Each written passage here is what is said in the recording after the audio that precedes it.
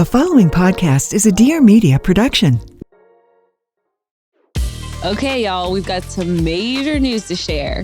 Yep, for the first time ever, we're going to be talking on stage to represent De-Influenced at Dear Media in real life. It'll happen this fall and we'll be live in Dallas on October 11th. If you haven't heard, Dear Media IRL is the ultimate live experience, bringing your favorite creators and conversations straight to you. And we're seriously so excited to be a part of it. It's going to be a new thing for us. No, I know. We'll be diving deep into the Divvy journey, sharing how we turn an idea into a real business, how we stay aligned with our core values, and what it really takes to build a career you love while navigating life, family, balance, aka we're having a de-influence conversation live. So whether you're building your own brand or figuring out what's next for you, this is going to be one thing you don't want to miss. So come hang out with us on Thursday, October 11th in Dallas. Head to dearmedia.com/events for all the details and to grab your tickets.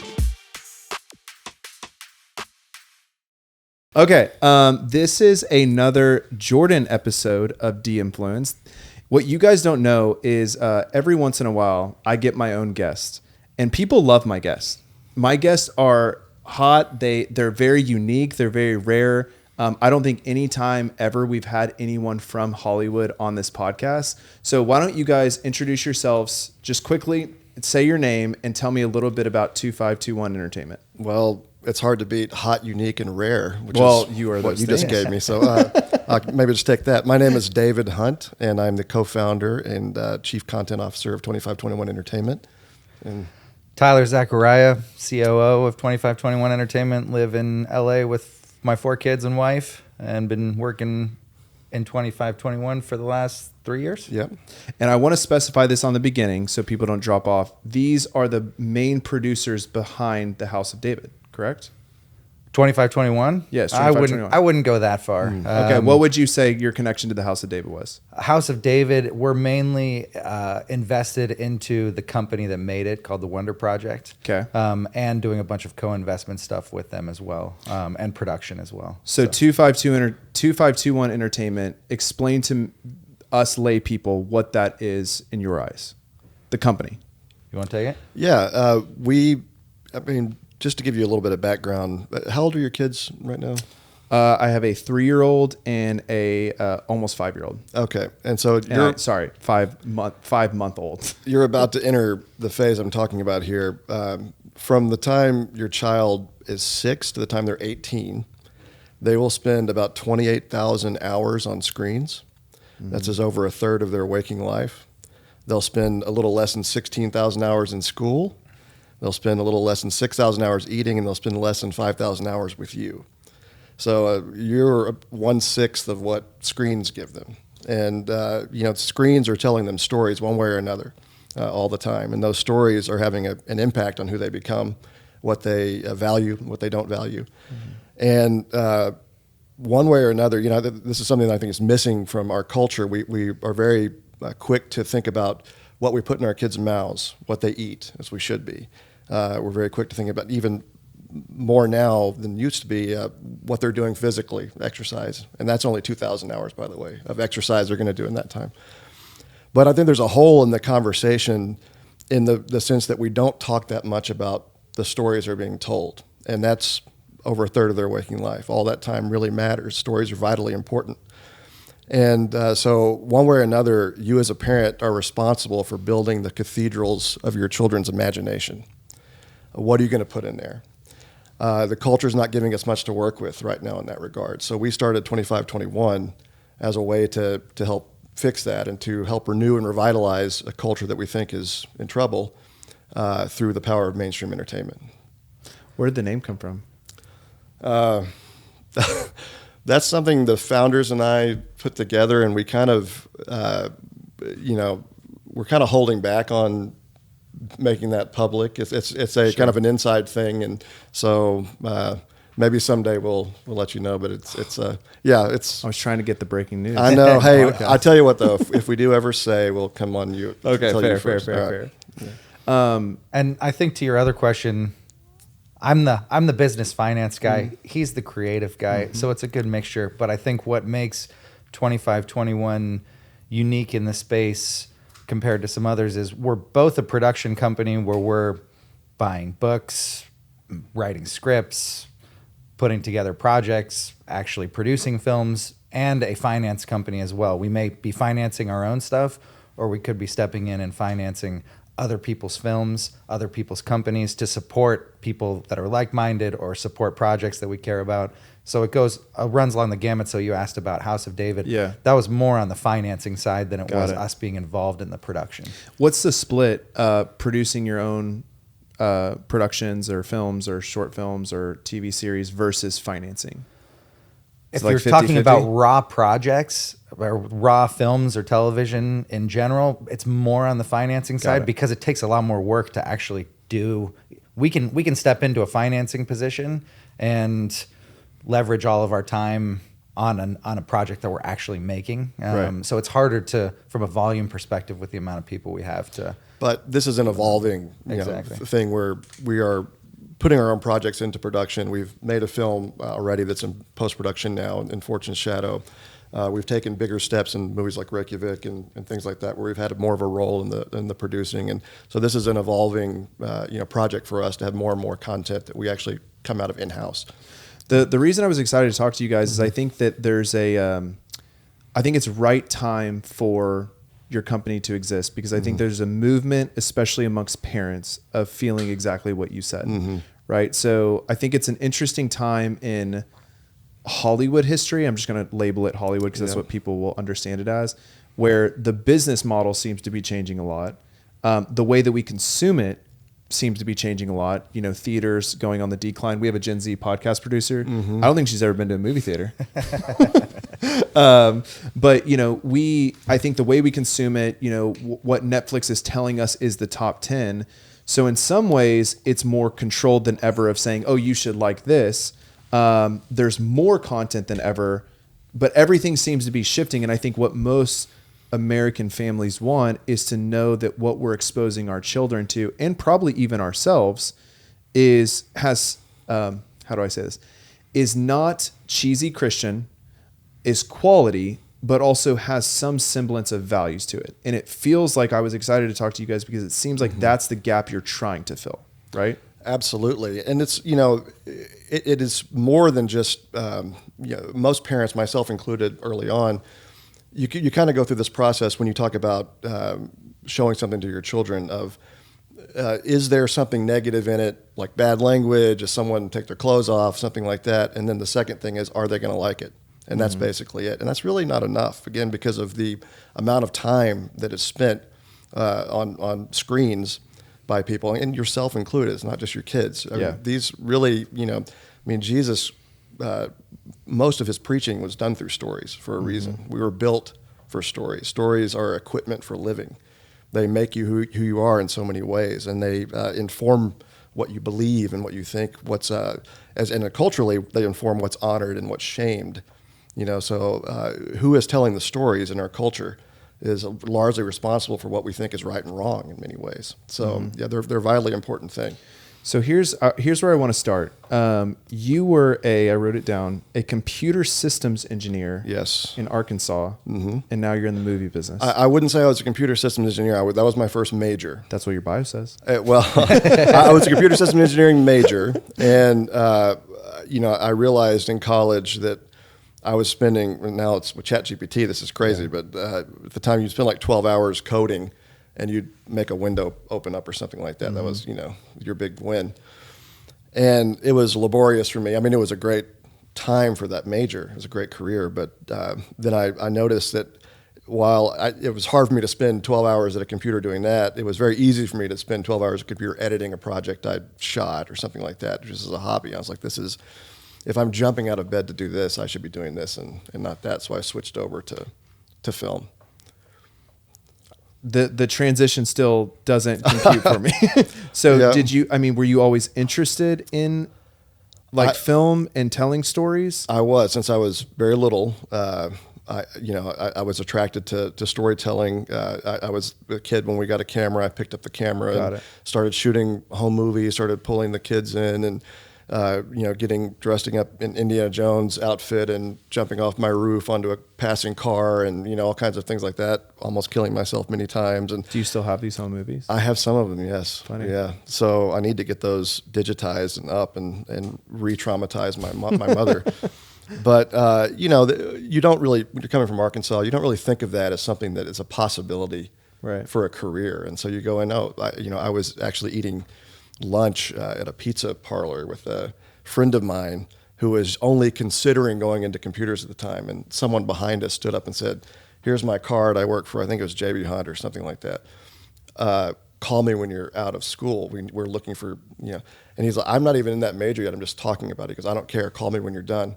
So that's why I was like, well, this is obviously an in-demand thing. You got So scooped up early on, and you kind of got a nudge to go in the film direction. I got a nudge in college. I was thinking, what am I going to do for my life? And computers seemed like something that, made a lot of sense financially. But then film never went away. And so, At what point in your career did you have the conviction of saying, I don't want to just make films. I want to make films that have the values you're trying to create through? I think as I became, I grew up as what I would call a nominal Christian. And, so there was never a point in my life where I didn't consider myself a Christian, but I was a Christian in the sense that a lot of people, I think, in the United States are more cultural. I would have told you if you said, "Do you believe in Jesus Christ?" Of course, I would have said yes and all that. But it wasn't the focus of my life for a long time until I got older, actually, until I had children. And I got into people like C.S. Lewis, William Lane Craig. There was a big, these writings for me kind of turned on a light in my mind and showed me things that it seems like they're already there, but they showed them to me clearly. And once I started going down that road, it started to become trivial to think of some of the stories that I was offered. I did a movie called Greater about the life of Brandon Burlsworth, greatest walk-on in college What year football history. was that you did it? Came out in 2016 theatrically.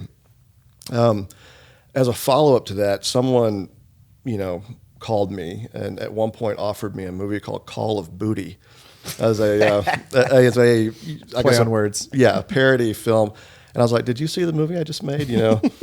And but this is the kind of stuff I was getting offered. I was like, I can't go down this road that a lot of directors have gone down before, where they just kind of have to go along the current of what good project they're offered. I want to be more in control of not only what I do with my time, but also, these works can last for decades. Things like that. Like, people still talk about Greater. I still get, all kinds of stories about it, that how it's helped people. And so you see that impact. You see what the marker these are leaving behind, and you can't. If you're going to spend a year or two, sometimes 3 years of your life making a movie, it feels like you want to do something that has some value and something else behind it other than passing the time, especially in a negative way. Now, Tyler, you're first of all, very little about you guys on the internet. Hard to do research. Neither Just of us saying are. that. We don't do social media. So I'm very happy this podcast will be part of your SEO, or at least get it started. Yeah. But I will say your background's very interesting, because I would say that you came from more traditional Hollywood. You've produced some Martin Scorsese films. Yeah, originally not. I fell into the industry a bit. Mainly, I was working in private equity doing international investments. I lived almost a decade in Beijing, China, and my wife and I went backpacking around the world, quit our jobs, and while we were backpacking, one of the investors in our fund in Africa that we had set up called me up and said, "Hey, would you ever think about moving to LA and figuring out how to invest in films for me?" And at the time I said, that's a really random thing, but I had always loved film. I had always loved storytelling in general. And I said, maybe I'll think about that. We came back to be with my sister for her wedding before going back out to Africa. And while we're at my parents' house in the basement with no job, having spent a ton of money backpacking around the world, my wife comes up with a pregnancy test and says, "Hey, I'm pregnant." And so I immediately called that guy back and I said, "Hey, what was that thing about film again?" And that led to what I thought would just be a couple of years in entertainment, and now it's been over a decade. And I think what we were trying to do at the time was really in hitting the space that 2521 is in, which is how do we make, first and foremost, good stories that espouse things that are good, true, and beautiful, that aren't necessarily faith-based stories, but they're for the masses from a worldview that a Christian can support, which I was always on board with. And I think at least the kinds of films that I like, I think faith-based films have a place, but they're not really the ones that I love watching. And they're not ones that I think have that have much of a message outside of the choir. I think they're really helpful in certain situations, and I'm fully supportive of them, but I think really looking and saying, how do we reach a mass audience and get people questioning stuff, get people thinking about their lives, get people thinking about values that we care about. And that's where I entered the space and worked. One of my first projects was a Martin Scorsese film called Silence. Very difficult film to produce. I didn't know anything about producing a film at the time, and it kind of... You were just faking it? Fake it till you make it? Very much so. I think that's most of Hollywood, though. It's got to be most of Hollywood. And it was learning, and thankfully it was learning from the best in the industry, which was a wonderful and very expensive education. But I think the figuring out and seeing how things were done there was definitely instrumental in paving a way for how to do things moving forward. What year was this? This was 2014. Okay, so you were in private equity prior to that. Prior to 2013. Yeah. Okay. So, wow. So what's interesting to me is, and I want to get into this in more depth later, but when the guy calls you when you're in Africa and says you want to get in the movie business, you're a private equity guy. Isn't the movie business a hard business? So as you guys know, Divvy just won EY Entrepreneur of the Year. We also just won Beauty Matters Entrepreneur of the Year. So I kind of decided to take it back to the beginning and let you in on a little bit of the behind the scenes of building our brand. So when Shopify approached us about a partnership, it was really a no-brainer because Divvy has been tried and true to that platform since the very beginning. So when we started Divvy, we had no idea what we were doing. We had never launched a product like this before. Luckily, I leaned in on Jordan. He was more familiar with the startup scene and leaned on him to kind of figure out the back end of our business because we just never shipped product all over the country. So I remember feeling very confused.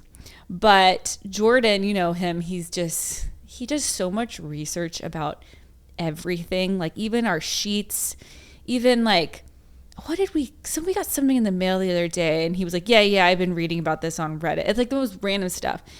Anyway, he ordered 2 cookbooks, like 2 random cookbooks. So he found Shopify, and that is where Divvy started, was on Shopify. He learned a lot from other business owners, but what was so appealing about Shopify from the beginning is that you can start as a really small business, but then like grow and expand. So like we went from selling X amount of units, here and there to like growing Divvy 4 or 5 times. And we still use the same like template and everything that we first started out with on Shopify. So it's honestly been like a total game changer for us. It's the backbone to our business. It's flexible. What's so nice is that when we travel, we can still log into the app, see where all of the orders are coming from, see where people are purchasing, see when they're purchasing. We just really appreciate it. It just has run so smoothly. And like, it's like you get those little notifications and it makes it like so easy to have all of that data just in one place. So it just kind of gives us peace of mind that like we can travel and we can be putting our kids to bed, and if something goes wrong, like we know instantly. So if you're ready to build your own business, whether it's merch, a passion project, maybe you've been sitting on, or even a summer side hustle, I'm telling you, one day I'm going to start like a monogramming business. I want to use Shopify once again. Get on shopify.com/Danny and make it happen, because we did, and we've sold over more than 2 million bottles of the scalp serum that started it all. Thank you to Shopify for sponsoring our podcast and being the best e-commerce platform ever. We love you. This episode of De-Influence is brought to you by Huggies Little Snugglers. We are moving and grooving this summer, which means we need diapers that we can trust. I mean, seriously, there is nothing worse than a blowout. When you're in the middle of a hike or at a pool party without a change of clothes nearby, this is why Huggies is our hero when it comes to making an inevitable blowout pain-free. I don't know why, but it seems like every time Stratton used to have a blowout, it was when I put his swimsuit on, which is always so hard to put on because it's the zipper one. And it's so funny because if he was just wearing Huggies, there would have been no blowout that ended up on my shirt or my pants or anywhere else. Huggies is the leading brand with all-around blowout protections for sizes 1 and 2. This type of protection gives us parents peace of mind during our summer exploring. Having a diaper you can rely on to keep your kids dry and not irritate their baby skin is one of the biggest wins we can get as parents. Huggies knows baby skin is super sensitive and prioritizes your baby's skin health, aiming to keep them safe and clean. In these last couple months of summer, you shouldn't be worrying about how you'll deal with the next inevitable blowout. You should be having fun and creating memories without the worry. This is why knowing you have a diaper brand that's got your back is so important. So ease your blowout anxiety by switching to Huggies Little Snugglers. Huggies Little Snugglers are up to 100% leak-proof with blowout protection in the front and the back on sizes 1 and 2, so you can feel confident relying on them for your little ones. Huggies Little Snugglers now with blowout protection in every direction, sizes 1 and 2. Huggies, we got you, baby. Okay, y'all, I have a new obsession. If you follow me on Instagram, you've definitely seen it. It's called Roller Rabbit. And I'm not even kidding when I say that I've been living in their pieces lately. Like my entire family is in on it. Jordan, Stella, and even my mom. Everybody has a Roller Rabbit moment happening. So Roller Rabbit is this super joyful lifestyle brand known for their iconic pajamas. And when I say iconic, I mean cult favorite, best-selling, feel like a cloud pajamas. But they're not just loungewear anymore. They've totally expanded into the cutest ready-to-wear pieces, matching sets, swimwear, bedding, accessories, literally everything. They have these vibrant prints and the softest fabrics. Seriously, even though it's summer, I live in their sets. Plus, there are so many options to choose from no matter the occasion. I'm talking breezy sundresses, sets, vacation-ready swim, and pieces for the entire family. If you watched The Influence before, you know Jordan and I are all about the comfortable, cozy lifestyle, and Roller Rabbit totally gets it. Their whole vibe is about color, comfort, and togetherness. And you can feel that in every piece. And don't even get me started on their signature monkey print. It is the cutest. It's fun, it's nostalgic, and it just makes you smile. Plus, they're dropping new things every single week, and they do these buzzy limited edition collabs that sell out in minutes. So if you're not already on their email or text list, go do that because FOMO is real, and I don't want you to miss out. And I've got a code for you, of course. Head to rollerrabbit.com and use the code Danny at checkout to get 20% off your purchase of $150 or more. Again, that's ROLLERRABBIT.com, code Danny for 20% off your order. Terms and exclusions apply. Go check them out. You're going to fall in love, I promise. Yeah. Well, it's interesting because the first time I moved down to LA, I spent about 5 months doing nothing but talking to people, just trying to understand what is this industry, who are the players, what are people's experiences. And after 5 months, I came back to him and I said, I don't know if this is a good industry to invest in because I've been hearing a lot of horror stories. And the reality is, it is a tough industry. There's a lot of reasons for people being in the industry that are not financial.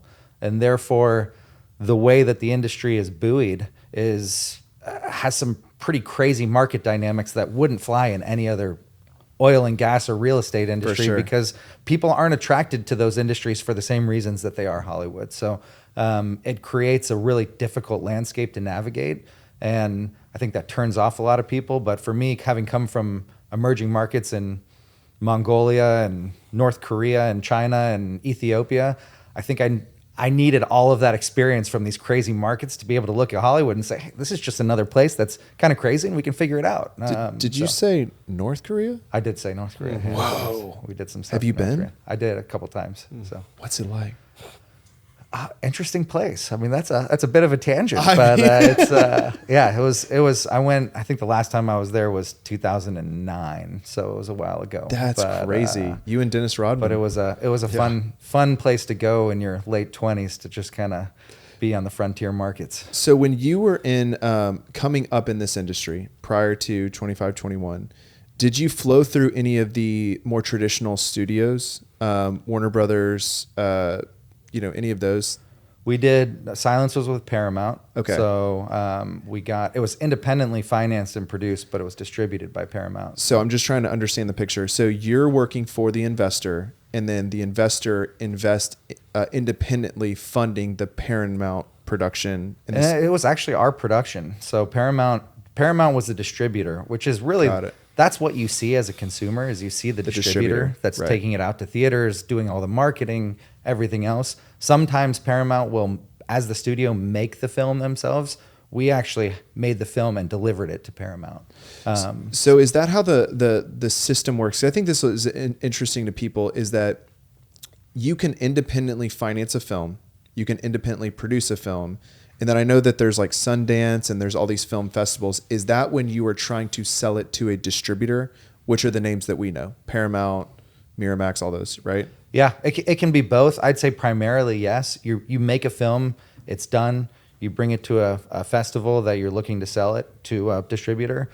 There's many times where a distributor will make a film and they'll put it in a festival more for publicity and marketing than anything else. Wow. But yeah, most of the festivals are both to compete with other films and as a market to buy and sell films that are coming out. And I think, to dovetail on what he just said about it being a difficult business, and it is, a film like Silence is a great example of how, regardless of how difficult it is, regardless of the financial path that a movie like that might take, that movie is going to be around for many, many, many years. It's Martin Scorsese movie. It's a great movie.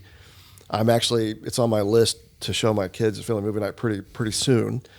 And there'll be 100 years from now, people will be watching Silence. Mm-hmm. If you want to make a lot of money, you should be in oil or building apartment buildings or something like that. And that's fine. I know people who do that. But if you want to make an impact that lasts a long time in a certain way on a person emotionally, give people a memory in their life that's important to them, or a marker intellectually or something like that, there's no better business than this and to do this. So it's worth the sturm and drang and the difficulty that it takes to mount these productions and get them out there, because it makes a big difference to people. What feels a little bit divine about y'all's story for 2521 is the team that came together on it, right? And so, now that I kind of understand both of your backgrounds, I'd love to know how you guys merged, right? So how did 2521 come together with your vision of telling, I would say, values-based stories, and your business background? How did all this emerge together? Well, we had, I met around the time I was getting offers like Call of Booty. I met, and Tyler's like, that's my guy. That's right. I read the, that's my director. He didn't tell you I was the one that gave him Call of Duty. So. I want him. You remember I said about movies that last? There you go. I met our co-founder who, had a heart for moving the culture and doing something positive based on some of the things he was seeing coming out of Hollywood. And we met right around the time Greater had come out, and it just seemed like it was a meant to be thing. And he's been extraordinary in terms of learning, coming from zero and learning the business to a very high level, very aggressively, which he's done in just a few years. And then along the way, Chris Hammond, one of our producers and president of the company, he had distributed actually through Hammond Entertainment my film Greater, which I just talked about. Right. And so, Chris filled a certain hole that was, that we needed expertise like his, and there really isn't. He had a studio background, distribution background, financing background, and then we met Tyler through Tyler, do you want to? We met in Stanford, Kentucky. That's right. This little tiny town. I didn't even know there was a Stanford in Kentucky. Yeah. Beautiful town. And he was riding a horse when I met him. Yeah. This sounds That's pretty right. romantic That's and right. divine. Yeah. One of my best memories of my life. And we were at a small little gathering of like-minded folks and really hit it off. And I think what 2521 uniquely has is really a whole bunch of different facets. I am a business finance guy. I care about story. I care about making sure that we have good films, but really where my creativity comes out is how do we structure things and make things work. David does from a script, from directing, from just the creative perspective, has that on lock. We have a fund that actually can finance things that we do or finance other people's work. We have Chris, who has a background in production and in distribution. And all of those elements, many production companies have one or two. Mm-hmm. Having those all together is really where I think it made sense to all come together because we have the ability to, from soup to nuts, either do our own projects, work on other people's, and it's a really good a good meeting of skill sets and background and experience, and we all really like each other too, which is good. Yeah, we have a very simpatico worldview and things that we're interested in and things like that. But also, just overall, we really do love movies and believe in the impact they can make on people and the relational aspects of movies. I mean, I spent several years when I decided to really jump in and become a filmmaker. Really several years going through movies, say like Ghostbusters or movies that I really liked, that I knew were great movies in one way or another, and I would pull them apart over weeks. So I would watch it scene by scene. I would write down every scene, what happened in it. I would turn the sound off, watch it again with no sound to see what the visuals were doing. I would turn the visuals, I wouldn't look at the visuals, and I would watch the sound and just hear what that was doing. And I made all these notes for dozens of movies like this, The Godfather, everything, really studying what worked and what doesn't work and all that. And, that's a level of detail I have on the creative part, but these guys have the same level of detail. So like the co-founder I mentioned, for instance, I've never seen a person jump in with 2 feet the way he has and really roll up his sleeves and learn a business from zero to where he has now. And Tyler, obviously his background, like you said, he hit the ground running in 5 months and learned about from nothing to being on Silence, which is Martin Scorsese's movie, and Chris is the same way. So there's just a lot of passion here for what we're doing, I think. And the mission or the problem that you're trying to solve, the thesis of 2521 that united all of you was what, simply put? We want to revitalize culture, American culture, through the power of mainstream entertainment. And so here's my wife, who I've been married to for 23 years now. She was a film critic in college. We both love movies tremendously. It was a point that helped bring us together. And for many years, every single night, we put our kids to bed and we watch a movie. We realized at one point, we never take our kids to the movies. And did we ever think when we met, 2001, that we would live a life where we hardly ever go to the movie theater? Mm-hmm. And we don't. And we reflect on that. It's why aren't we doing that? It's not only because of the change in the industry in terms of a lot of, there's big companies out there that we all know that have kind of changed their model from one of worry about entertaining a family and doing it with positive values and things like that to really waving a finger in your face about wanting you to vote a certain way or being political or things like that.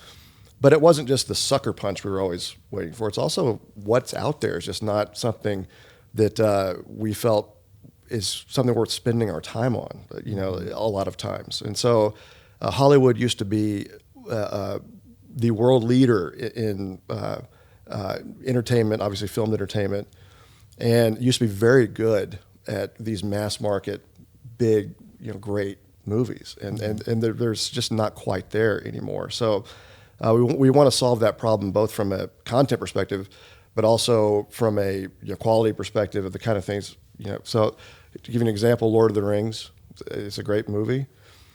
We actually watched a clip of that recently. I'm actually learning Japanese right now, and someone sent me a clip of Lord of the Rings in Japanese, which was interesting. So we watched this little clip. My family and I have, I think it's Return of the King. They come upon, Minas Tirith, and all the orcs are out there, and King Theoden gives a speech about, they're about to go into battle. And it's a very noble, very stirring thing. I was like, you don't see that. You don't feel that often anymore in movies. You feel like melancholy, or you feel, are we raising Aragorns and Eowans? And what would they be watching if we were worried about that? They would be watching things like that. So I'm tracking, and you brought up a lot of things I want to talk about. So the first thing I think where we should start is I'm bought into the thesis that culture reflects the media that we consume. So Absolutely. We're in social media. I think we've learned a lot about that just even as we've had kids. We're very cognizant of what we try and put out. And we see other people in our industry, the influencer space. And there's such a response to following someone else's life that if we live our life one way, we could influence people to follow us there if we live our life another way. And so media equals culture. And so I think that that's the thesis, the base level thesis of 2521 is we want to revitalize culture by first changing the media. I want to talk first about how we got here from y'all's point of view. So you followed Hollywood, you were technically in Hollywood. There's a lot of people that I would think in the Midwest or who are not familiar with the Hollywood system. There's a variety of different conspiracy theories out there. It's run by the Illuminati. The CIA is pushing these messages through the Hollywood system. We can talk about any of those if you have any inside information on them, but I would love for y'all's point of view of how we kind of got here in the Hollywood system. Is there a more broad macro level pulling of the strings to lead culture in this way through media, or is it a product of we've lost our way as individuals and us as lost individuals are the ones producing this media and creating more lost individuals? There's no conspiracy. I'll tell you that. Oh, come on. I don't want to dash water on, Tyler, yeah. I didn't hear you say there's no conspiracy. One thing about us here at D-Influence is Danny and I love our morning coffee. It is truly the best part of our days, but recently we found that our morning treat might actually be doing more harm than good. Luckily, we found out about Live Conscious and their Beyond Brew, and now we can enjoy our morning treat while prioritizing our health. If you listen to the podcast, you know we're on a journey to switch out some of the things we love to healthier, better options for you. This is where Beyond Brew by Live Conscious comes in. Their coffee is packed with 6 powerful mushrooms like lion's mane and reishi. It also has fiber in every serving. Beyond Brew is designed to support gut health and immunity while delivering calm, focused energy, all without the crash. And if you are a parent, you know just how detrimental those mid-crashes can be. Plus, no one wants to be jittery while trying to get work done or get your kids off to camp. You want the energy boost without the negative side effects, and that's exactly what Beyond Brew will give you. It's so easy to add this into your morning coffee routine because Live Conscious has multiple different flavors that will help spruce up your morning coffee with 0 sugar or any weird taste. We love the vanilla latte flavor over here. Not only does it taste good, but it's good for you, where your typical morning coffee might just be slowing down your metabolism and packed with unnecessary sugars. Beyond Brew is designed to give you the morning coffee you love with added health benefits.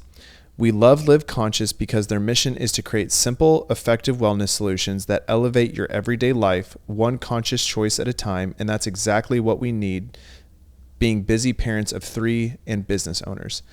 Live Conscious has sold over 400K jars of Beyond Brew, so you know it's good stuff. Visit liveconscious.com today and make the switch to a smarter sip with Beyond Brew.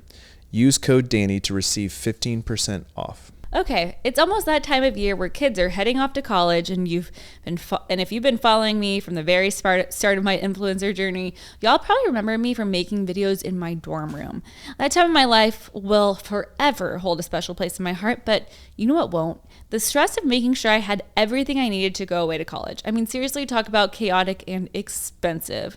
This is why I'm so excited to shout out Amazon for this off to college season. Save on college, save the everyday, because Amazon is changing the game. What I would have given, and I'm sure what my parents would have given, to have Amazon back when I was in school. Needed supplies for a sorority function? Amazon. Needed last minute supplies for classes but didn't have a car on campus? Amazon. Want cute dorm or apartment decor and furniture without breaking your college student budget? Amazon. The one thing I never thought to bring to college was a steamer. And if I had Amazon back then, I could have gotten it delivered for a great price instead of having to wait for the next time I went home to my parents to come into town. Plus, imagine all the non-perishable snacks you could get. I used to have to beg the upperclassmen to take me to the store to stock up on snacks for the days I couldn't fathom eating another dining hall meal. Now those days are over. So if you or your kid is prepping for this off to college season, save on college, save the everyday with Amazon. Fast delivery, endless options, and honestly, way cheaper than dragging your mom through 15 stores. So make your life easier, shop Amazon for college. So remember, with Amazon's low up to college prices, just save on college, save the everyday. Summertime is coming to an end, but between soaking up the last couple weeks of the summer season and getting ready for school, our house is constantly on the go. So anything that can make managing 2 kids and a baby easier, we are all in. That's why I'm so excited to talk to you guys about Magnetic Me. Magnetic Me is my number one recommendation for all parents because it makes getting everyone dressed and out the door 1,000 times easier, especially when the kids are exhausted from running around and swimming all day. Not having to fuss over putting on their pajamas is a game changer. All of their clothes have magnetic closures that make dressing time quick and easy. No fussing with buttons or zippers. Every parent knows how heartbreaking it is when your baby's skin gets caught by a zipper. The magnetic closures are so quick and quiet, making for easy changes when your baby falls asleep before you change them. On top of that, they are completely safe to use. The magnets are sewn in a way that makes it impossible for them to remove. As y'all have seen on Danny's stories and heard about here on the podcast, getting our toddlers ready for the day can be quite the challenge, but Magnetic Me has absolutely changed the game for us. Plus, they have the coolest, unique, one-of-a-kind prints, meaning there is something for each one of your kids. Not only are these outfits easy to put on, but the fabrics are super soft and sustainable. They're gentle on sensitive skin and the earth too. Getting our babies dressed has never been easier than with Magnetic Me. Trust us, you need to order these for the babies. Go to magneticme.com today. New customers will get 15% off their first order. Don't wait. That's magneticme.com. I will concur. Did you talk to CIA people? Yeah, coming from North Korea, I came in and infiltrated. I think it's deeper. There's a series called Civilization. It was one of probably the first, what they call the modern documentary by Kenneth Clark in the 1960s, BBC. Really great series. In Civilization, Clark goes around to different, periods in time, Florence, Jerusalem, other places, Rome, and he has this thesis of where their art flourished, and the art and architecture is a reflection of the state of the health of your civilization. Over and over, as he points out the decline in these places, he says something like, "But they lost confidence in themselves as a civilization," and then so he'll hold up a Roman coin from the 1st century, and you can see how much better made it is than one from the 4th century. Things like that. I mean, I ask you, you're aware, say some of our monuments, our national monuments, like the Lincoln Memorial, the Jefferson Memorial, these are very inspiring things, right? What modern monuments have been erected that match those? There are some, again, I won't name them because I don't want to impugn the artists, but there are some very important monuments, some very important people that have come up recently that are nowhere near the level of quality and inspiration. In fact, I think our president now has tried to enact an executive order to get people to try to go into the older style. But whether that's wise or not, that's not my point. It's just that everyone's detecting the difference to the point that even the president's trying to make an executive order to correct it. So I think...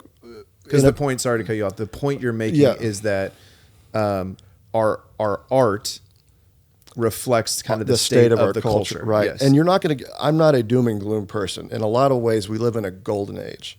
So a lot of people will come on a podcast like this and they want to sell you something and they're going to tell you that everything's terrible, that, the world's, going bad and the only way to fix it is whatever they're selling you. I'm not going to do that. We live in a golden age in so many ways. We have a fantasy level of material wealth from almost every other person in history that saw how we lived. They wouldn't believe it. Healthcare is better. Natural disasters and their impact are on the decline. They really are, in terms of how they impact people.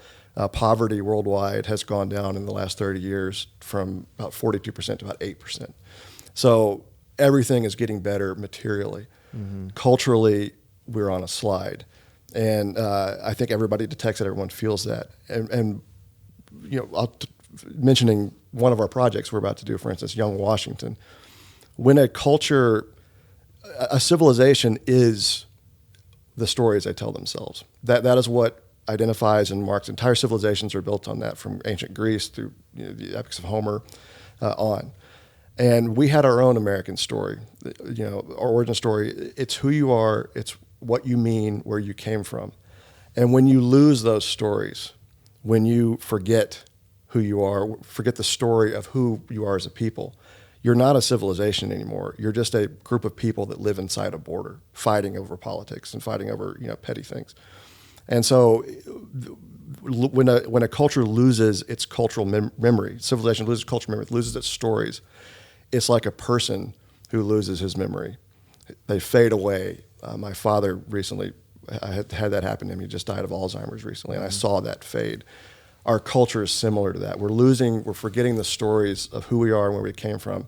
And that's one thing, again, to try to, we're a part of a Young Washington project. Do you want to tell them a little bit about the genesis of that? Yeah, I think I think we're looking, you going back to your original question, I think the decline that many people are feeling comes from a couple of places. One is just the way that people consume stuff. Before, you would go to the theater or you would have it streamed on your TV or whatever, airwaves on your TV. Totally. That's it. And then you had a DVD, and then you started, streaming really revolutionized things where people are consuming it. And because of the democratization of how people are consuming things, the channels of reaching certain people have dramatically shifted. You had to go see whatever was in the theater because that was the only thing to see, or you had to watch whatever was on Channel 4 because that was what was on. And so there was an ability to have some confidence in what you're making because you know that even if it's not the greatest, people will watch it because they had no other choice. Right. And in fact, there's a lot of films that I grew up with that I love, and I go back and watch them, and I'm like, they're really not that good. Right. But you watch them and you love them because of certain aspects and because everyone's watching them. I think what has changed dramatically is now you can reach certain people, which is great. If you make a movie for the right budget, there's no better time in history in terms of the technology, of people's ability to tell stories to audiences. You couldn't do that 20, 30 years ago. You didn't have the equipment. You didn't have the ability to reach those people. You can now.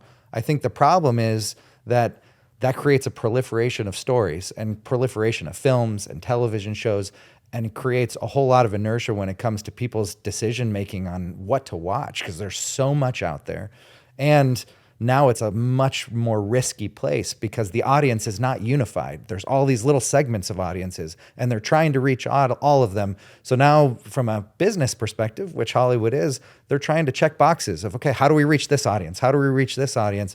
And it dilutes what is the core of what makes a story. A story is the story's got to be good. You can't tailor it to an audience. You've got to make a story maybe with an audience in mind, but be true to the story. And that's where I think things have fallen off because they're trying to make too much for too many people and missing it. And that's where you get into reboots and you get into IPs or needing to have some named IP because there's so much choice out there. People need a shiny object to attach. When I'm sure as you guys look on your Netflix screen or whatever else, there's a million different bubbles. What is it that's going to make you pick one bubble over the other? It's an actor that you know. It's a story that you've heard of, or it's a book that you read at one point in time. And the studios know that. When you're spending $200 million to make and market a movie or more now, like maybe some $350 million in some big movies, you're not going to take any risks with your story. You're not going to be daring. You can't really be. There's too much money at stake. Yeah, I think what's confusing for me is someone who does, like, we were actually talking about this on the last episode of the podcast, is like Netflix is feeding me this top 10 and it's like, now you see me too. And I'm like, I know that movie bombed in theaters. And so I think that the business model of the film industry is kind of racing itself to the bottom. In their mind, I understand what your argument is like, hey, let's mitigate our risk on this investment by producing or making The Accountant 2. No one asked for that. They think they're mitigating the risk, but I think over time it's just like, okay, so now we're on Accountant 5, right? And so there's kind of a lack of originality or that kind of golden era of movies. And I don't even think that, A-list actors have much pull now because there's so much content, right? So this is what I want to talk about. The whole business is shifting, right? And it sounds like what your argument is that business shifting is both what's creating the decline in the movie business, but also the greatest opportunity for you guys to step in and say, hey, let's stick to originality. Let's stick to core new stories. And let's take risk on these things, right? Well, there's an intentionality. Look, from a cultural standpoint. I mean, and he's right, again, as the business guy, he's right on many of these things he said in terms of the environment that people, you used to be able to shoot a movie for 80 days. Instead of like 30, you have to shoot it now because of just the financial. And when you shoot a movie in less than half the time, that's going to be a difference in what you can produce. And so that is all there. But we also, again, back to, not to be so negative, we do in the golden age in which we live, we're the first humans in history that have essentially the wealth of human imagination for all time available to us at our fingertips. In the past, you might have to wait and just see whatever traveling troupe happens to come through your town on a muddy wagon, or whatever else before you knew what you're going to see. You never knew what you're going to be given, if anything at all.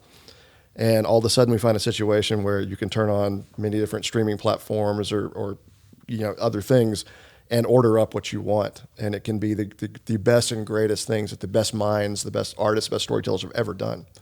And so there's an intentionality now that we have available. And this is what you guys do, I think, in your podcast, which is fairly new. We're talking a lot about how to raise children, how to, live a best life. We're sharing things with each other. What makes your life better? This is a new thing that we get to do now through these platforms, and I think it does make our lives better, that intentionality. Well, it should go along with this as well. When we have such a large portion of our lives devoted to screens, we ought to be more intentional about what we're feeding our souls, what we're feeding our minds. And there's so much better things available to us now. But the great news is it's there. We just need to know how to get to it. So it's people like us making movies that we want to create these things that are more original, that feed the soul in a good way, but also help start a community, curate, help you find the things that we don't make that are great, that other people have made and will make.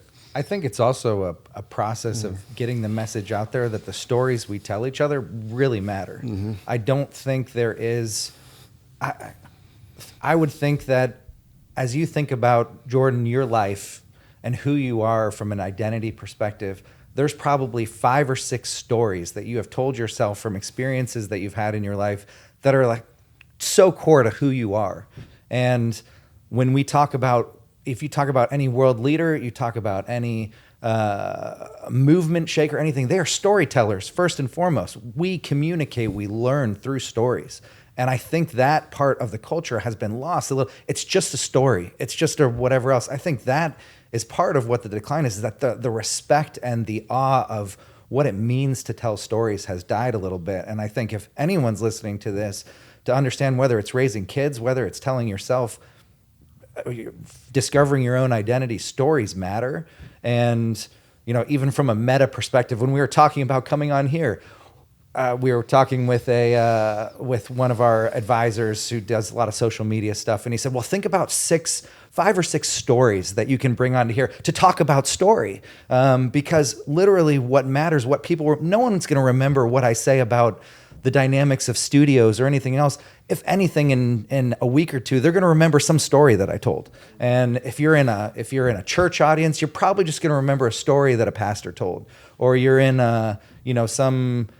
Whether it's a presidential speech or otherwise, they tell stories often because that's what people remember. And so I think it's really important, both understanding the gravitas of what storytelling is and the importance it is in culture, but people also to appreciate and revere the medium in and of itself when it comes to raising kids, when it comes to what it means to shape culture. And again, like you said before, Jesus, largely preached through stories for a reason. And so you're connecting it, where your treasure is, your heart will be also, right? So what more treasure can you describe than spending your only real non-renewable resource, your time, on? And when you're talking about over a third of your life on screens, that's your treasure, obviously. And so what are we doing with that? In the Bible, depending on the translation, it's whatever's good, whatever's true, whatever's, noble.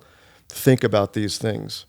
Are we doing that? And so again, when we have the opportunity to connect people, with our children, you're connecting that storyteller is connecting to your child's mind, to your mind.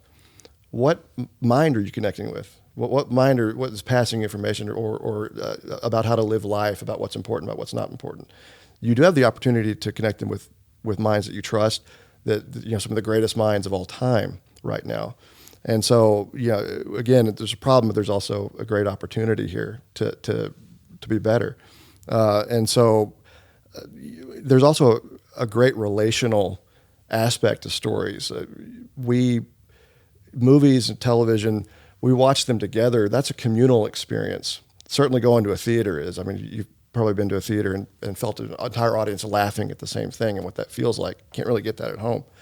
But even at home, when you're on screens and you're on social media or something like that, even though nominally you're supposedly talking to other people out there, it's a pretty isolated experience. This is where a lot of mental health issues, I think you guys talked to Jonathan Haidt, if I remember. Oh, no, I just love him. Okay. If you know him, get him on this pod. Okay. But at any rate, Haidt's thesis about anxiety and all of that, right? Yeah. And so these things they're not really connecting you to other people. They're the illusion of it, and also other people's illusions in terms of what they're presenting to you, which aren't real a lot of times, causing mental health issues. But when you watch something with somebody, it's a very communal. Like we have family movie night every week with my family. It's one of the highlights of our week. And we share these things together, and we laugh at the same things, and we talk about what we've seen, and it's an extremely, communal event. I remember my father, who just passed only a couple months ago from Alzheimer's. I had 2 knee surgeries from football, and my first surgery, he took me the night before to a theater to go see Forrest Gump, which was coming out that night. So this is 1994, and just me and him. And there was something about that experience with my father. That was a big, big movie. That was a huge, huge hit at the time. And the theater was totally full. It was kind of unlike anything you'd seen at the time, that movie. And it hit me in such a way. And I remember talking to my dad about that movie on the car ride home with him. And there was just something that moved in my spirit that I was like, this is for my dad and I. And I'm not going to watch this movie again the rest of my life until he's gone if I don't watch it with him.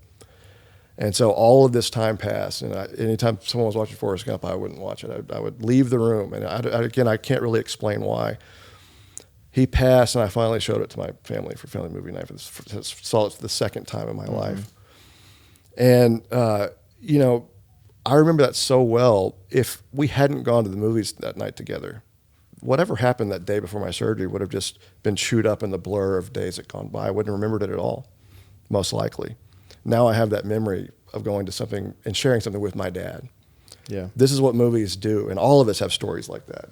So I'm bought in. I'm an investor, or I will be. I'll be invited. Love the thesis. My question for you is on the tactics now. So I think I think that social media typically kind of creates boogeymen, if you will. Like, so it's like Hollywood. Yeah, Hollywood's not a collection of people in most people's minds. It's an entity, right? So it's like Hollywood doesn't want you guys to come in, doesn't want 2521 Entertainment to come in.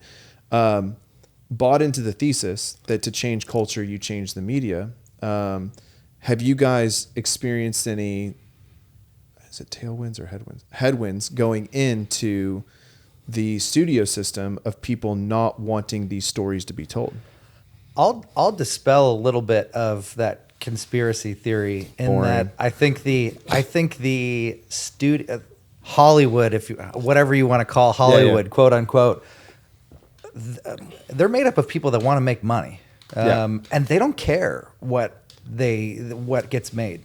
If you want to come and bring a Jesus movie to Hollywood, great. Hey, remember The Passion? Great, let's do that. You want to bring a movie about whatever super progressive thing that you want to bring, great, let's do that. You want to bring something about some super conservative thing, great, let's do that. As long as there's an audience and it makes money, I don't think people really at the end of the day care as much. Which is what I think is one of the greatest findings of this podcast, because I think a lot of people think someone or something is the puppet master pushing these messages on us. But I think the point that you made, David, is that the media we're making is not it's not creating the culture, it's a reflection of the culture right. inside, right? So it's the creators making these, not necessarily the other way around. I think that that's one of the biggest insights I the took art from your this. civilization produces is the soul of that civilization. Yes. And so the health of the soul is seen through the quality of the art, in my opinion. And so that's what you're seeing. I agree with what Tyler's saying in terms of there isn't some top-down conspiracy. Hollywood's religion is money. And so if you have something that's going to make them a lot of money, they're going to bow at your altar. So has that been actually helpful for you all in speaking to a new audience coming into the system? I do think, I will say the one thing that messes with things is because of the corporatization of Hollywood in general, and that's not a recent event. That's happened over many, many years. When I was talking about the box checking, that's really where things do get messed up because they want, I'll give you an example. I was reading a script of a film that we did, not with 2521. This is before that. And I'm reading this script, and there is a black, gay, female sheriff. That's one of the main characters. And I'm reading this script, and it's in this small town, and the way that they're talking, I literally call the creative executive on it, and I say, hey, did this character used to be a white guy? And he said, yeah, we had to change it because, we had to make sure that it was a more diverse thing. But they didn't change the story. Great. If there's a black, gay, female sheriff that makes sense for a story and it works with the story, okay. But this was literally just taking out this white male sheriff, putting in a black, gay, female sheriff, and then just leaving it like that. It made no sense for the story. It was not good for the story. And that you can contrast that with something like Philadelphia with Tom Hanks. That was a story about a guy with AIDS, and it was a deeply moving story because it highlighted something that was natural to what the story was. Yep. And so I think that's where Hollywood has lost its way in a lot of ways, is checking a box when it comes to a story is a really bad idea. And I think that's a shade to what we said about there isn't a conspiracy. They're not going to lock you out. That's true. But they are also made up of individuals who have a political point of view. And you may have noticed in the last 20 years or so, political points of view are quite passionately held by people on all sides of the spectrum in a way that it's wasn't kind of what's, right. There is a large swath of parents who are very frustrated about Disney. They're like, hey, just give us Lion King. Like, what are we doing here? Why are these messages now becoming political? There's a relational aspect to Hollywood that's very important, and you're showing off for your friends in a sense. And so if you go on and you make something, you want to be at the party and be able to tell someone, I put this character in, for diversity's sake or whatever. And there is famously, I think, Hollywood was the industry that created a blacklist in the 50s in terms of, this wasn't a government thing. Hollywood did that in response to pressure from the government. There's somewhat of a soft blacklist now in the sense, again, they're not going to say freeze this person out because they're have a traditional viewpoint, but they're not attracted to people like that. They're not attracted to such stories. They don't understand such stories. And they, there are some people who've suffered because they're politically vocal, and people don't want to work with them as much. That does happen. Right. Certainly that happens. But it's more of an overall systemic thing, which is they just don't understand these kind of stories because that's not most of the people who comprise Hollywood's worldview. Yeah, well, it's the coastal to the Midwest problem where it's like we're just not talking to each other. So there's just a general lack of understanding. You have two of the cities customer. making the media for the entire country. Correct. Yes. And so we need someone that reflects more of what the country looks like. So my question is, has that been a hindrance or an opportunity for you all? I think it's an opportunity because at the end of the day, I think even with some major kind of outlying hits like Sound of Freedom, which we were involved with as well, and stuff that Angel Studios is doing, Hollywood's looking at it saying, hey, there's this market that we don't really understand. Right. Both because they haven't taken the time to understand it the same way, but also because they're run by coastal people on coastal audiences, and there's this giant middle space of people that aren't necessarily interested in all the stories that they're telling. And they're trying to find people that are telling these stories for this audience. And frankly, I think it's not just, hey, how do you tell these stories for this audience, but how do you tell stories for this principal audience that break out to all audiences? I would say one great example of that is Yellowstone. Yellowstone being something that was looked on for a lot of its run as being more of a traditional kind of oriented show for certain people. It was a massive hit, and then that's expanded to several other shows that have come off of it. It's like they know there's an audience out there that they haven't known how to talk to very well. Right. And there's some people that have come along and have found a way to talk to that audience. So precedent is starting to pop up. If you guys fast forward 10, 15 years down the road, my question is, do you guys believe that there will be two Hollywoods? There will be the Midwest Hollywood, and then there will be the coastal Hollywood? Or do you think that, and this is very glass half full Very thinking. John Edwards, Two Americas.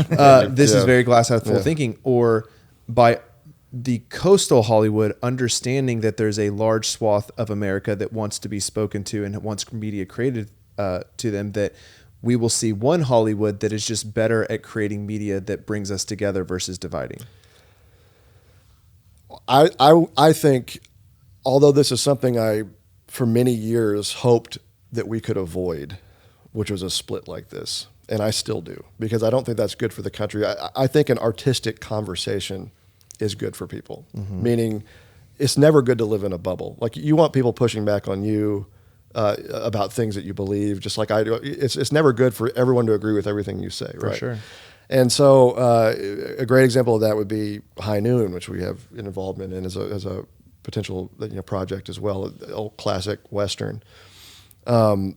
That was made by Stanley Kramer and Fred Zinnemann, and it was supposedly related to the Hollywood blacklist, as a message about what that meant, and had a political tint to it. Great movie.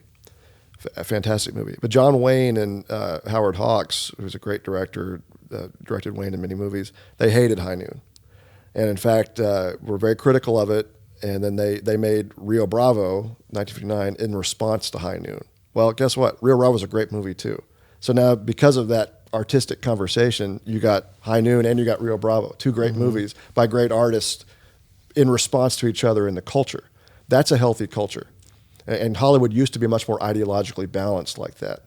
Now, with the same way he spoke about in what they used to call in cable demassification. So we went from everybody having the same three networks on television, essentially. When Seinfeld went off the air, the last episode, it had something like 50 million people watching it or something like that. That world doesn't exist anymore because there's so many more avenues of things to watch now.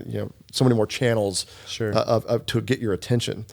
And so as that happens, we have tribalized, and we don't talk to each other so much anymore. And so I think, to your point there, this split is culturally almost inevitable. I don't think it's that healthy, and I think it's important for us to always consider the other side and consider works that come from the other side. And I hope that's still what happens, but I'm not very saying one of the way, and this is like silly, but one of the ways, what I've noticed about The Chosen or House of David or many of these projects is it's a very distinct cast, because most of these are not recognizable characters or actors, right? And I've always wondered, so first of all, these are hits. These are all huge. great productions. And so it's kind of creating a new cast, right, of people. But even in Sound of Freedom, we picked Jesus through the Passion to play him. So you get what I'm saying? Like, that's what I mean by Midwest Hollywood. Sure. Is like, if you're speaking to this Christian audience, there's like an approved Christian list of actors. One way of preventing the two Hollywoods, right, is a blending of actors, directors, writers, and bringing them in to learn how to speak to and to start to speak to these audiences. And so I've always wondered, on The Chosen, House of David, did you all have trouble getting Hollywood, coastal Hollywood actors into these productions? Yeah, they do have problems, because even there was a big snafu online of on The Chosen. There was I know Dallas, who makes it. there was a cameraman who had a rainbow flag on his camera that was taken. A picture was taken on set of this guy, right? Yep. And everyone's going up in arms. Oh, how can you have this Christians. on the Christians on Yeah, there? the Christians are and tripping. you're sitting there saying, for the same reason that, you're looking saying, who's the best person for the job? I would think as Christians, we'd want to say, hey, how do we get as many people in this atmosphere, in this ecosystem as we can? Yep. And show them a positive experience in this whole thing. The camera guy isn't the guy that's influencing the story in some way that's going to be nefarious or anything. He's a good cameraman, shooting a good film, and I think shooting a good show. And I think there's a lot of it goes both ways. It's not just one way. And I think looking and saying, is there a place where we can say we are a meritocracy? If someone's good, they're going to be a part of it. And that stories at the end of the day, and this is what I was getting back, or what I want to get back to when you were asking about Disney, is I think one of the reasons that story quality has declined is that there's a difference between preaching and storytelling. And that's preaching from progressive ideals to preaching Christian ideals. That preaching and storytellings aren't really simpatico when it comes to lasting cultural impact. And for the same reasons you say, hey, here's a Disney story, and it's not just telling me a story anymore, it's preaching me some kind of value system that I have to take. And in the same way that it doesn't really work very well for these faith-based films to preach something to someone, I think what we find is that the best stories are stories that don't necessarily try and preach answers. They ask questions, because questions are universal. Questions anyone can take and start a journey by just looking up and saying, oh, I wonder what I think about that. That's why Jesus, he told stories and then asked questions about the stories and just left people. He didn't explain, the stories to a lot of people. He explained them later to his disciples, some of them. Sure. Yeah, look at the Good Samaritan. Right. Yeah. Here's a story. Yeah. Who's the best neighbor? Mic drop. That's it. I will say this is one reason that our company is not concentrating on explicit faith-based films much. And it's not because, that we have any, negative thoughts about this. In fact, I know people I believe are still married because of Fireproof. Yeah. So, I mean, I cannot come out and say anything against a movie like that has that kind of effect on people. And so those things are important. It's important, the term preaching to the choir, which a lot of faith-based films are. Okay, we go to church to be preached to for a reason. There's a great importance to that, encouragement, building each other up, things like that. But there's also this middle space of movies that don't exist anymore that used to exist. Like It's a Wonderful Life being an example, that had very traditional elements in it, even spiritual elements, but were very aimed at a wider culture. That's what we'd like to make. We want to make movies like Rocky, It's a Wonderful Life, things like that. Movies that put a stone in your shoe. Just throw Brad Pitt in there. The Midwest moms will love him. I tell you, yes, it'll turn around his brand. Trust me. And this is another thing that stories do is, when we talk about the vital importance of stories and everything else. I mean, just personally, during the pandemic, I looked around and I saw everyone gaining weight. Everyone's like, oh, yeah, there was an average, something like 20 pounds or whatever, some crazy thing that people had gained.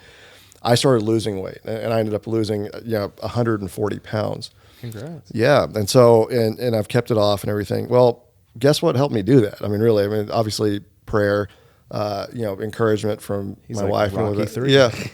Hey, I'm telling you, I'm dead That's serious. awesome. Because it's like you have these stories that I've been told my whole life, and so I owe God, I owe myself in the sense of keeping at it and everything else, but I owe Sylvester Stallone, I owe Bill Conti, who did the score, Gonna Fly Now, and things like that, the editors. I owe all those people because they gave me categories of thought. Yeah. They showed me what it felt like to achieve a long process of getting in shape in a few minutes, and they gave me that feeling and implanted it into my heart. And so I guarantee you there was times when I was trying to push through that I thought about those movies. I thought about that feeling that I was chasing.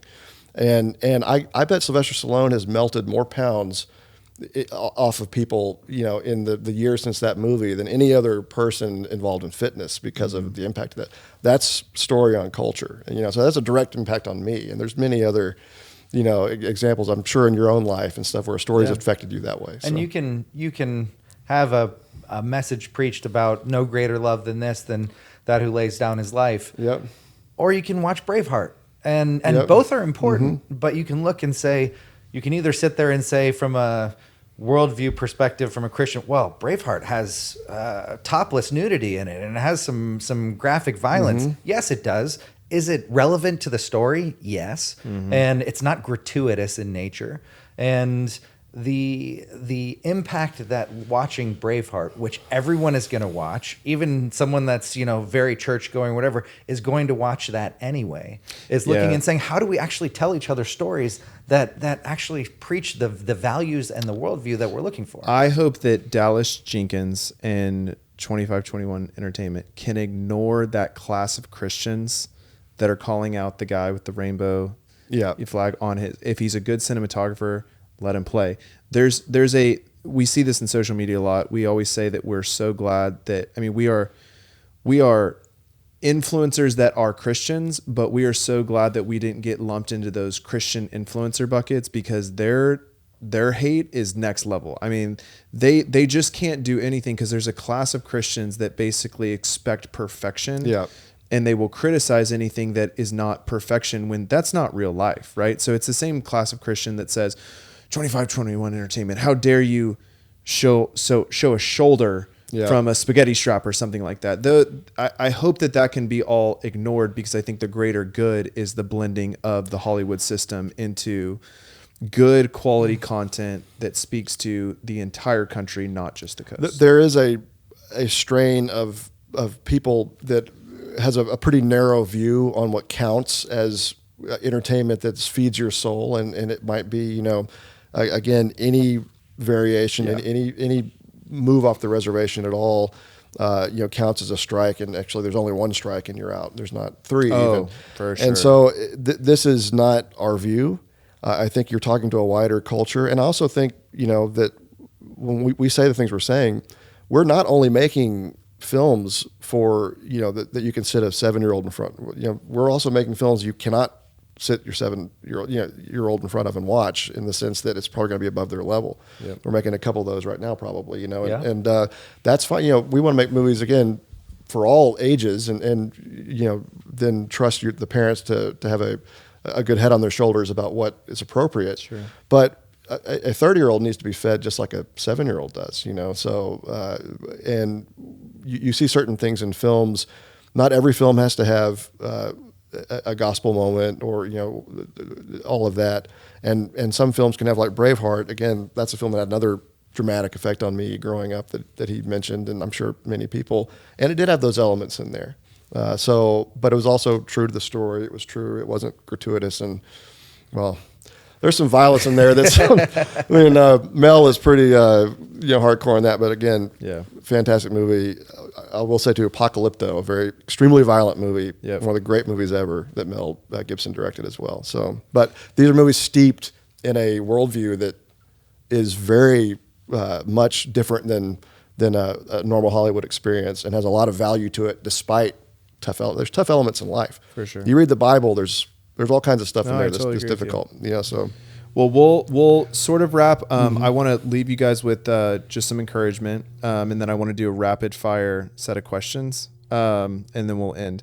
But I do want to say, on behalf of who I believe our audience to be, I think that there's a lot of momentum behind you guys. I think that there's a ton of parents in America, coastal and middle, that are feeling that the media that we are being bombarded with is not good for our soul, right? Not all, it's not a blanket statement, but I think that there is a thirst and a hunger for redeemable stories, values-based stories that are also not cookie cutter, again, not knocking them fireproofs. And I think that you guys are trying to find a middle that I don't think Hollywood can figure out, and I don't think fits into the fireproof bucket. And I'm really excited for you guys to pioneer that middle. And my hope if you guys can make this happen, is that it's blended with the existing Hollywood system. I think it would be a bummer for America and for Christians alike if we just created our own little Hollywood. I think that is just more divisive. So, Jim Caviezel becomes the Brad Pitt of Christian Hollywood. Yeah, 100%. And so I, with whatever budget or funding you guys have, and I'm happy to throw in some chips, whatever budget or funding you guys have, I hope that you are able to convince some of these stars that we know to come be a part of the productions. And I think precedents like you brought up, Yellowstone and all of these are kind of playing a part in making that happen. Hollywood has done this in the past. The Lord of the Rings again is a great example. That's a movie. Tolkien was a Catholic. Yeah, and God is not really mentioned in the movie. Certainly Jesus is not, but Christ is in every breath of that movie. For sure. And that there isn't a more mainstream movie than that. I actually would argue, this is so random. I had a blog in college and I actually had writers for this blog. And it was called Significance in Cinema. And the whole thesis of this blog was that every movie has the gospel in it. Yep. You just have to look at it through the right lens. So I would send these writers out, they would watch films, and then they would actually do like a gospel analysis of the films. And some of these films were Scorsese films. It was anything that came out, right? And so these films are reflections of people's different realities. And every reality has the gospel in it somewhere. You just have to look at it. 100%. So, okay, rapid fire questions. Sorry. I already did the CIA one. Have you guys ever met Terrence Malick? I've been in his office. What's he like? But I did not actually meet him. He's a strong believer, yes? Protege, yeah, very much so. Very strong believer. Yeah. I've not. I want to. I love his work, and he's one of the most philosophical, interesting filmmakers. I bet as a person though, he's pretty down to earth and quirky. From what I understand, he's a really good guy. Yeah, he's a really good guy. What are y'all's thoughts on Darren Aronofsky's Noah? Challenging. Are these one-word response rapid fires? That's fine. I think Darren Aronofsky is a great filmmaker. He's. Did you I enjoy love his work. take on Noah? I wasn't a huge fan of his take on Noah, but he's definitely worth watching. Any film that comes out of his, I'll go see. What Hollywood actors are strong believers that we wouldn't know about? That you wouldn't know about? Or that we would? Well, we just did a film with Alan Ritchson, who stars as Reacher, Jack Reacher, and he's pretty outspoken at this point. But I don't think a lot of people know that, and I think his star is rising significantly. So that's one that I'm excited about in terms of his influence on things. He swiped my answer on that one. I think Tom Cruise is coming around. We're talking very broad terms, huh? Rumors, very broad terms. rumors is he's leaving Scientology, coming over to the... Really? Have you actually heard this? No, I'm okay. I'm totally being sarcastic. Okay. He's deep. He's very deep. That's it. No. That's the show, guys. Well, hey, can I read you one thing real quick For that sure. I found while I was thinking about this? Actually, my wife sent it to me. It's from Charlotte Mason, who is relevant to a lot of our group and people. We're homeschoolers as well, my family. Oh. Yeah. And so... Sorry, who's Charlotte Mason? Charlotte Mason is, was a educator from, the late 1800s, early 1900s, who's very influential in homeschooling circles now. Oh, got it. And helped kind of spearhead and start, a lot of that movement. But she said, imagination may become like that cave Ezekiel tells of, wherein were all manner of unseemly and evil things. It may be a temple wherein self is glorified. It may be a chamber of horrors and dangers, but it may be a house beautiful. It's enough for us to remember that imagination is stored with those images supplied day by day, whether by the cinema, the penny dreadful, by Homer or Shakespeare, by the great picture or the flaming shocker. So, she recognized as well that the things we store up in ourselves, in these troves of imagination, again, with this 35% of our waking hours that we look at screens, has a dramatic impact on who we are. It's integral to who we become as people. And we have an opportunity to train up young people in a better world than we had, I think, with the choices that we give them. But it's also important for us. So, That's awesome. Yeah. I will say, too, the last thing, because he's talking about he's these sly things about Hollywood actors being in movies and everything. I come to this podcast, this house, and this door opens, and I see this movie star looking dude. I'm like, Stop it. I was like, "What are you doing? Stop on this? it. You got to be in movies." I'm like, who's this handsome Don't guy? flatter me. Yeah, no, I was serious. Wait, I was like, this is recorded. I'll show that You- to my wife. okay. I'll show the clip to my wife. Okay. Yeah, I don't think actors. I think actors in Hollywood, they're open as long Oh, as they're for not. sure open. They're not. Yeah. I think they're cut off gotta pay 'em. to inauthentic storytelling. Yeah. And so there's really, from a creative perspective, you have to be authentic. And if it's authentic and it's not their worldview, they're actors. They jump into Guys, roles that are not. we're in the middle of a Scorsese. revival. Yeah. We're in a college campuses revival. Hollywood 2521 revival. It's revival time. Scorsese Love it. didn't have a problem Love it. getting people into silence. Yeah. So, Yeah. That's right. Doesn't hurt. It's more. Thanks, right. guys. That was Yeah, a really that's fun episode. Please note that this episode may contain paid endorsements and advertisements for products and services. Individuals on the show may have a direct or indirect financial interest in products or services referred to in this episode.